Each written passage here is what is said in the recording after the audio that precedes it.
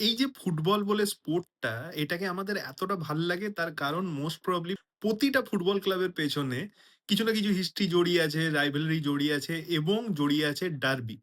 তো ডার্বি গুলো যদি আমি জেনারেলাইজ করে দেখি না, তাহলে দেখতে পাবো ডার্বি গুলো মোস্টলি হচ্ছে অভিজাত ভার্সেস ওয়ার্কিং ক্লাস। কোথাও, কোথাও আইডেন্টিটি নিয়ে লড়াই। কিন্তু ওয়ার্কিং ক্লাসের সাথে ওয়ার্কিং ক্লাসের ফুটবল নিয়ে রাইভালরি, ডার্বি এই জিনিসটা আমরা খুব কম দেখেছি।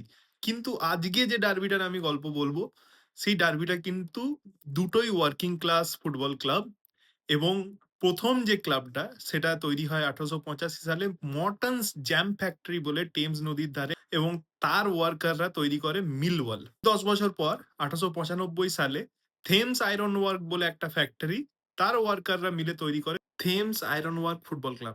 ১ম দিকে জিনিসপত্র ঠিকঠাক চলছিল। লোকাল রাইভালরি ছিল ঠিকই, কিন্তু যখন ১৯৭০ সালে আস্তে, আস্তে সিপিআরদের গুরুত্ব কমতে শুরু করল, কাজের ঘাটতি দেখা যেতে শুরু করলো, তখন না এই মিলওয়ালের যারা সাপোর্টার তারা বিভিন্ন সময় স্ট্রাইক করত যে বেতন বাড়ছে না, খাবো কি? এবং তাদের একটা প্রচন্ড রাগ গিয়ে পড়ে এই থেমস আয়রন ওয়ার্কের যারা কর্মচারী আছে তাদের উপরে। তার কারণ তাদের বক্তব্য ছিল, যখনই আমরা ধর্মঘট ডাকছি, এরা চলে আসছে আমাদের মিলগুলোতে কাজ করতে এবং আমাদের অ্যাকচুয়ালি তো বেতন তো বাড়ছেই না, কাজও চলে যাচ্ছে।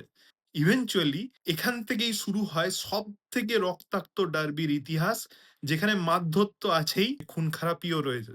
পাব থেকে শুরু করে ট্রেনে, বাসে যেখানে, যেখানে দুপক্ষের দেখা হতো দুজনেই মারপিট করে বসতো।